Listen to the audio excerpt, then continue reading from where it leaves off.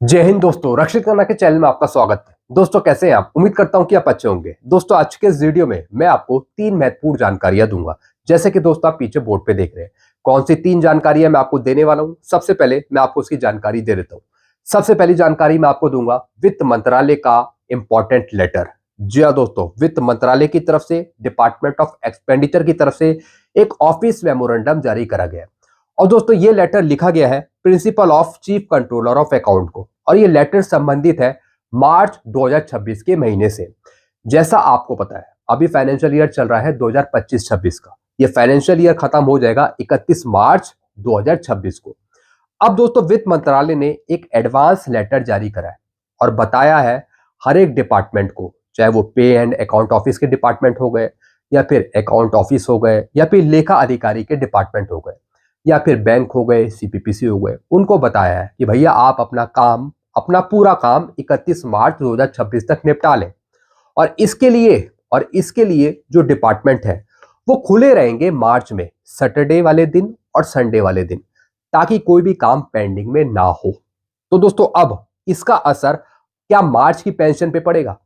मार्च की पेंशन आपको कब मिलेगी, इसकी भी एक छोटी सी जानकारी मैं आपको एडवांस में देना चाहूंगा आगे लेटर दिखाकर। क्या है पूरा लेटर आगे समझाऊंगा।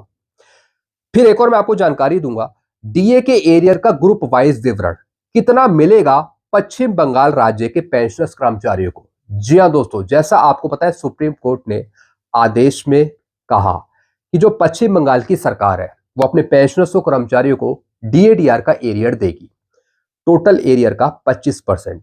जी हां दोस्तों, और इसी के लिए सुप्रीम कोर्ट ने एक कमेटी का भी गठन किया। कमेटी की देखरेख में पश्चिम बंगाल की सरकार एरियर देगी, वो भी किस्तों में। अभी किस्तों में देने का फैसला सुना है सुप्रीम कोर्ट, हालांकि पूरा देना पड़ेगा। तो दोस्तों कितना एरियर बनता है, कितना खर्चा आएगा, कितना बोझ पड़ेगा पश्चिम बंगाल की सरकार पे, और क्या इसका संबंध 18 महीने के डीए के एरियर से है, इसकी भी जानकारी मैं आपको दूंगा आगे। फिर लास्ट इंफॉर्मेशन मैं आपको दूंगा, रेलवे बोर्ड ने लिखा लेटर डिपार्टमेंट ऑफ रेवेन्यू के सेक्रेटरी को। जी हाँ दोस्तों, रेलवे बोर्ड का एक इंपॉर्टेंट लेटर जारी हुआ है 8 सीपीसी के डायरेक्टर के संबंध में। क्या है पूरा लेटर आगे समझाऊंगा। तो दोस्तों बस यही 3 जानकारियां जो मैं आपको देने वाला हूं, इसलिए वीडियो में आप शुरू से लेकर आखिरी तक बने रहेगा। जानकारियों में आगे बढ़ने से पहले एक छोटी सी अपील मैं आपसे करूंगा, और अपील है चैनल सब्सक्राइब की। देखने में आया काफी पेंशनर्स हैं जो वीडियो तो देख रहे हैं, लेकिन उन्हीं पेंशनर में से कुछ पेंशनर्स ने अभी तक चैनल को सब्सक्राइब नहीं किया। ऐसे कितने पेंशनर्स हैं? सिर्फ 34%। तो मैं आपसे अपील कर रहा हूं, जितने पेंशनर्स ने अभी तक चैनल को सब्सक्राइब नहीं किया, वो पेंशनर्स फटाफट सबसे पहले चैनल को सब्सक्राइब कर लीजिए, ताकि आपको बेहतरीन जानकारियां, सटीक जानकारियां, एडवांस जानकारियां आपको तुरंत मिल पाए। चैनल सब्सक्राइब करने के आपको एक भी पैसे नहीं देने, सब कुछ आपके लिए फ्री में है। तो फटाफट सबसे पहले आप क्या करेंगे, चैनल को सब्सक्राइब, तब वीडियो को देखना आगे शुरू कर सकते हैं। चलते हैं दोस्तों पहली जानकारी की तरफ। पहली जानकारी मैं आपको देने वाला हूं वित्त मंत्रालय का एक लेटर। जी हाँ दोस्तों, वित्त मंत्रालय की तरफ से, डिपार्टमेंट ऑफ एक्सपेंडिचर की तरफ से 20 फरवरी 2026 को एक लेटर लिखा गया, बल्कि एक ये ऑफिस मेमोरेंडम है जो लिखा गया है principle of chief controller of account को। आप नीचे एड्रेस देख सकते हैं, जिसका सब्जेक्ट है रश ऑफ एक्सपेंडिचर इन मार्च 2026। जी हाँ दोस्तों, काफी डिपार्टमेंट है जो कई बार प्रेशर ले लेते हैं कि हमारा काम अभी तक हुआ नहीं है, हमारा काम पेंडिंग में है फाइनेंशियल ईयर का। तो दोस्तों फाइनेंशियल ईयर का काम फटाफट कंप्लीट करे कोई भी डिपार्टमेंट, चाहे वो पे एंड अकाउंट ऑफिस हो, चाहे कोई डिपार्टमेंट हो, चाहे वो पेंशन का डिपार्टमेंट हो, चाहे बैंक हो, सीपीपीसी हो, जो भी काम है फाइनेंशियल ईयर का वो खत्म कर लेना है 31 मार्च 2026 तक। अब दोस्तों यहां पर वित्त मंत्रालय ने कुछ सहूलियत दी है, ताकि छुट्टी वाले दिन भी कर्मचारी अधिकारी आकर अपने फाइनेंशियल ईयर का काम खत्म कर लें। मैं मार्च महीने की बात कर रहा हूं। ऐसे दोस्तों ये लेटर लिखा गया है, मैं आपको हिंदी में समझाता हूं क्या लिखा गया है। मार्च 2026 में पड़ने वाले शनिवार और रविवार को वेतन एवं लेखा कार्यालय का खुला रहना। जी हाँ दोस्तों, मार्च 2026 में जो शनिवार या फिर रविवार पड़ेंगे, सैटरडे संडे पड़ेंगे, तो दोस्तों उस दिन भी ऑफिस खुला रहेगा, चाहे वो पे एंड अकाउंट ऑफिस हो या फिर दोस्तों कोई लेखा अधिकारी का ऑफिस हो, ताकि कर्मचारी वहां पर आए और अपने फाइनेंशियल ईयर का काम खत्म कर सके, ताकि लंबित बिलों का निपटान समय रहते किया जा सके। जी हाँ दोस्तों, जिनके बिल्स पेंडिंग में रह गए हैं, चाहे वो दोस्तों वो कोई पेंशन का बिल हो, चाहे वो किसी अकाउंट का बिल हो, चाहे दोस्तों वो सीएजी का बिल हो, कोई भी चीज अगर पेंडिंग में है तो दोस्तों वो काम फटाफट निपट जाए। तो इस वजह से छुट्टी वाले दिन भी ऑफिस खोलने का निर्देश दिया गया है ताकि जो भी पेंडिंग बिल है उनका निपटारा किया जा सके। सभी मंत्रालयों विभागों के पे अकाउंट ऑफिस को आदेश, जी हाँ दोस्तों, जितनी भी मिनिस्ट्री हो गई, जितने भी डिपार्टमेंट हो गए, तो दोस्तों उनके कार्यालय को यह आदेश दिया है। आरबीआई का भी दोस्तों आदेश है सभी बैंकों को, जी हाँ दोस्तों, आरबीआई ने भी यही कहा है जो भी बैंक है, सीपीपीसी है, वो भी अपना काम 31 मार्च 2026 तक निपटाएंगे। तो दोस्तों यहाँ पे अधिक समय दिया गया है, तो यानी सैटरडे संडे वाले दिन भी ऑफिस कहीं ना कहीं खुलेंगे।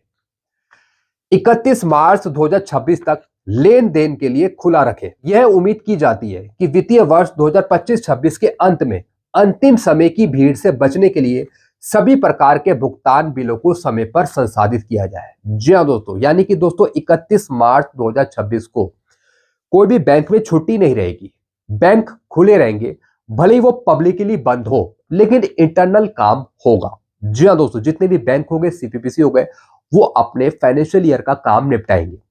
इस वजह से दोस्तों आपको जो मार्च की पेंशन दी जाती है वो मार्च के महीने में नहीं मिलती, ना ही 30 तारीख को, ना ही 31 तारीख को। आपको जो मार्च की पेंशन दी जाती है वो दी जाती है अप्रैल में 1 से 2 तारीख के बीच में।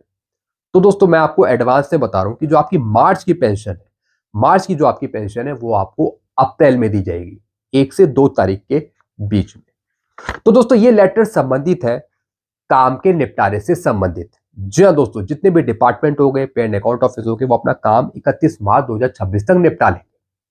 तो आपको टेंशन लेने की जरूरत नहीं है, आपकी जो मार्च की पेंशन है वो आपको अप्रैल में ही देखने को मिलेगी 1 से 2 तारीख के बीच में। तो दोस्तों ये लेटर संबंधित था जो मैंने आपको यहाँ पे समझाया। चलते हैं दोस्तों अगली जानकारी की तरफ। डीए के एरियर का ग्रुप वाइज विवरण कितना मिलेगा पश्चिम बंगाल राज्य के पेंशनर्स कर्मचारियों को। राज्य सरकार पर बोझ पड़ेगा 10,400 करोड़ का। जी हाँ दोस्तों, जो पश्चिम बंगाल की सरकार है वो एरियर देगी अपने पेंशनर्स कर्मचारियों को, जिसका दोस्तों बोझ है टोटल एरियर का वो है 10,400 करोड़। और 18 महीने का जो डीए का एरियर है उसका खर्चा है लगभग 34,000 करोड़, क्योंकि दोस्तों उसमें केंद्र सरकार के पेंशनर्स हैं और केंद्रीय कर्मचारी हैं। लेकिन दोस्तों ये मैटर थोड़ा सा डिफरेंस है। जब सुप्रीम कोर्ट पश्चिम बंगाल की सरकार को आदेश दे सकता है तो इसी तरीके से सुप्रीम कोर्ट केंद्र सरकार को भी आदेश दे सकता है 18 महीने का डीए का एरियर देने के लिए। जैसे कि कल मैंने आपको समझाया था कि एक एसोसिएशन है पेंशनर्स की, उन्होंने सुप्रीम कोर्ट में केस करा है। अब देखते हैं कि उसका आगे नतीजा क्या रहता है। फिर भी दोस्तों इस जानकारी को लेते हैं, इस जानकारी में क्या बताया गया है। अब दोस्तों बिल्कुल सही से समझेगा क्या लिखा है। महंगाई भत्ता बकाया, पश्चिम बंगाल में महंगाई भत्ता बकाया भुगतान का समूहवार विवरण, राशि और गणना की व्याख्या किस तरीके से दिया जाएगा, किस तरीके से किस्तों में दिया जाएगा, किस तरीके से ग्रुप वाइज दिया जाएगा ये एरियर। महंगाई भत्ता लंबे समय से चल रही कानूनी लड़ाई के बाद सुप्रीम कोर्ट के हालिया निर्देश ने पश्चिम बंगाल राज्य सरकार के कर्मचारियों में महंगाई भत्ता को लेकर उम्मीद जगा दी है। सर्वोच्च न्यायालय ने राज्य को 5वें वेतन आयोग के तहत लंबित डीए बकाया का 25% भुगतान करने का निर्देश दिया है। हालांकि राज्य सरकार ने अभी तक कोई आधिकारिक अधिसूचना जारी नहीं की और न ही भुगतान प्रक्रिया शुरू की है, लेकिन कर्मचारियों के बीच संभावित भुगतान राशि को लेकर चर्चाएं तेज है। जी हाँ दोस्तों, ये फैसला सुप्रीम कोर्ट ने दिया है पश्चिम बंगाल की सरकार को कि आप किस्तों में एरियर का भुगतान करें, और इसके लिए एक कमेटी का भी गठन किया है। तो उसी की देखरेख में पश्चिम बंगाल की सरकार एरियर देगी अपने पेंशनर्स को, कर्मचारियों को। फिर क्या लिखा है दोस्तों, अदालत ने इस 25% हिस्से के भुगतान के लिए 31 मार्च की समय सीमा तय की है। विभिन्न कर्मचारी संघों द्वारा की गई गणनाओं के आधार पर बकाया राशि का अनुमानित विवरण सामने आया है। जी हाँ दोस्तों डायरेक्ट सुप्रीम कोर्ट ने कहा है कि 25% का भुगतान यहाँ पे पश्चिम बंगाल की सरकार करे, और दोस्तों ये भी किस्तों में, वो भी 31 मार्च 2026 तक। कर्मचारी समूह के आधार पर अनुमानित बकाया राशि, सरकारी कर्मचारी संगठनों द्वारा दिए गए अनुमानों के अनुसार कुल संचित बकाया राशि विभिन्न वेतन श्रेणियों में काफी भिन्न है। ये गणना 5वें वेतन आयोग के तहत 2008 से 2019 तक की अवधि को ध्यान में रखकर की गई है। जी हाँ दोस्तों, ये एरियर मिलना है 2008 से और 2019 तक का, और वो भी 5th सीपीसी आयोग के अनुसार, 5th सीपीसी के अनुसार। यह ध्यान रखना महत्वपूर्ण है कि सुप्रीम कोर्ट के आदेश के अनुसार कर्मचारी वर्तमान में इन कुल राशि का 25% दावा कर सकते हैं। जी हाँ दोस्तों, यानी कि दोस्तों टोटल राशि का 25% यहाँ पे भुगतान होगा। अब दोस्तों यहाँ पे अलग अलग ग्रुप डिवाइड करें कि ग्रुप ए को कितना मिलेगा, ग्रुप बी को कितना मिलेगा, ग्रुप सी को कितना मिलेगा। अब सबसे पहले बात करिए ग्रुप ए की। उच्च पदस्थ अधिकारियों के लिए है, कुल बकाया राशि प्रति व्यक्ति 13 लाख से 13.5 लाख के बीच हो सकती है। जी हाँ दोस्तों, ये टोटल मैं एरियर की बात कर रहा हूं, 13 लाख से 13.5 लाख। अब दोस्तों ग्रुप बी की अगर मैं बात करूं, इस श्रेणी के कर्मचारी को लगभग 9 लाख से 9.5 लाख रुपए तक का कुल बकाया भुगतान। फिर दोस्तों अगर मैं समूह बी की बात करूं, इस समूह में निचले स्तर के कर्मचारियों के लिए लंबित राशि लगभग 6 लाख होने का अनुमान है। ये दोस्तों एरियर बताया है, अधिकारियों के लिए इतना, कर्मचारियों के लिए इतना। फिर दोस्तों आगे क्या लिखा है ग्रुप डी के लिए। अब जो ग्रुप डी के एम्प्लॉय है उनके लिए, ग्रुप डी के कर्मचारियों के लिए भी संचित राशि काफी अधिक है, जिसका अनुमान प्रति व्यक्ति 3 लाख से 3.5 लाख रुपए के बीच है। दोस्तों ये तो बात बता रहे हैं पश्चिम बंगाल की सरकार की, लेकिन इसी तरीके का आदेश सुप्रीम कोर्ट भी सुना सकता है, वो भी केंद्र सरकार को 18 महीने के डीए के एरियर के संबंध में। दोस्तों 18 महीने का जो डीए का एरियर है वो दिया जा सकता है अगर सुप्रीम कोर्ट फाइनल फैसला सुना दे, और वो भी दोस्तों किस्तों में देना आसान होगा। अगर केंद्र सरकार फैसला ले तो किस्तों में वो एरियर डिस्ट्रीब्यूट कर सकती है, किस्तों में दे सकती है। अगर वो एक साथ एरियर नहीं देना चाहती तो दोस्तों सुप्रीम कोर्ट के फैसले के अनुसार किस्तों में एरियर वो दे सकती है, तो सरकार पे इतना ज्यादा बोझ भी नहीं पड़ेगा, क्योंकि 34,402 करोड़ का खर्चा है 18 महीने के डीए के एरियर का। अगर वो किस्तों में दे दिया जाए तो सरकार को यहाँ पे सहूलियत मिल जाएगी, थोड़ा आसान हो जाएगा, मेरा ऐसा मानना है। बाकी आपका क्या मानना है जरा कमेंट में आप जरूर बताएगा। जिस तरीके से सुप्रीम कोर्ट ने पश्चिम बंगाल की सरकार को कहा कि आप किस्तों में एरियर का भुगतान कर दें 31 मार्च तक, तो ठीक इसी तरीके से जो आपका 18 महीने का डीए का एरियर है वो भी किस्तों में दिया जा सकता है अगर सुप्रीम कोर्ट फैसला सुना है। अगर एक साथ एरियर नहीं दे सकती केंद्र सरकार तो किस्तों में दे दे, लेकिन दे तो सही। सेवा अवधि का गणना पर प्रभाव। किसी व्यक्ति को मिलने वाली राशि काफी हद तक 2008 और 31 दिसंबर 2019 के बीच उसकी सेवा अवधि पे निर्भर करती है। जी हाँ दोस्तों, जो राशि है, जो अमाउंट है, वो सेवा अवधि पे डिपेंड करता है। हालांकि दोस्तों ये एरियर है 2008 से लेके 31 दिसंबर 2019 के बीच का। पूर्ण कार्यकाल, जो कर्मचारी 2008 में सेवा में थे और 31 दिसंबर 2019 तक काम करते रहे, वे बकाया राशि की अधिकतम गणना के लिए पात्र होंगे। एक तरीके की दोस्तों जो उनकी क्वालिफाइंग सर्विस है वो भी इंपॉर्टेंट है। मध्यावधि सेवानिवृत्ति, जो लोग 2008 में कार्यरत थे लेकिन 2019 से पहले सेवानिवृत्त हुए, उनके लिए गणना 2 भागों में की जाएगी। उन्हें उनकी सेवा अवधि के लिए मूल वेतन का बकाया मिलेगा और बाद के बकाये की गणना उनकी पेंशन के आधार पर सेवानिवृत्ति की तारीख से लेकर 2019 में निर्धारित तिथि तक की जाएगी। यानी कि दोस्तों जो कैलकुलेशन है वो क्वालिफाइंग सर्विस के आधार पर हो सकती है, उसके हिसाब से आपका एरियर बनता है। अब राज्य पर वित्तीय बोझ। अब दोस्तों राज्य सरकार पे यानी पश्चिम बंगाल की सरकार पे कितना बोझ पड़ेगा अगर ये सरकार एरियर देती है। प्रारंभिक अनुमानों से पता चलता है कि बकाया राशि के केवल इस 25% हिस्से के भुगतान में ही राज्य के खजाने पर लगभग 10,400 करोड़ का बोझ पड़ेगा। अब सभी की निगाहें राज्य सरकार पे टिकी है कि वित्तीय दबाव के बीच वह इस आदेश को कैसे और कब लागू करे। अब सुप्रीम कोर्ट ने तो कह दिया पश्चिम बंगाल की सरकार को कि आप टुकड़ों में, किस्तों में एरियर दे दो 31 मार्च तक।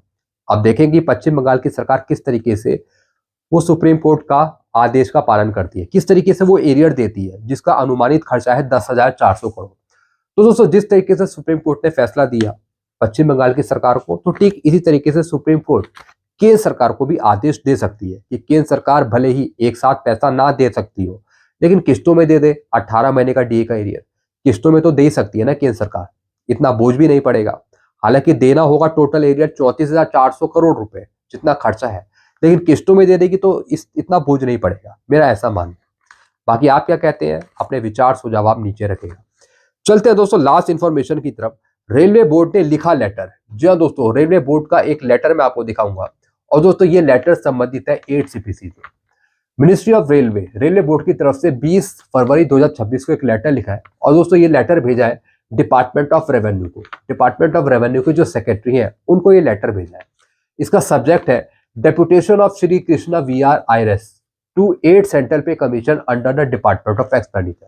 यानी दोस्तों रेलवे मिनिस्ट्री ने, रेलवे बोर्ड ने डिपार्टमेंट ऑफ रेवेन्यू के जो सेक्रेटरी है उनको बताया है कि पहले एक लेटर निकाला गया था जिसके संबंध में डिपार्टमेंट ऑफ एक्सपेंडिचर के अंडर 8 सीपीसी के लिए डायरेक्टर की नियुक्ति कर ली गई है। अब दोस्तों इसमें एक नाम है जो नियुक्त करे गए हैं 8 सीपीसी के डायरेक्टर के रूप में, श्री कृष्णा वीआर आयनर। तो दोस्तों अब यहाँ पर नियुक्ति का काम लगभग कंप्लीट होता नजर आ रहा है मुझे। जितनी भी नियुक्तियां निकाली गई थी वो कहीं ना कहीं कंप्लीट हो रही है। तो उसी के संबंध में दोस्तों कुछ लेटर जारी करके बताया जा रहा है कि ये डायरेक्टर साहब नियुक्त कर ले गए हैं।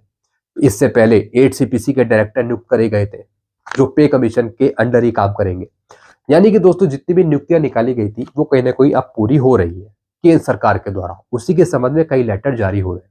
अब देखने वाली ये बात है कि वेतन आयोग किस तरीके से काम शुरू करता है, कब तक अपनी रिपोर्ट सौंपता है भारत सरकार को 8 सीपीसी से संबंधित, वो आगे हमें देखने को पता लगेगा।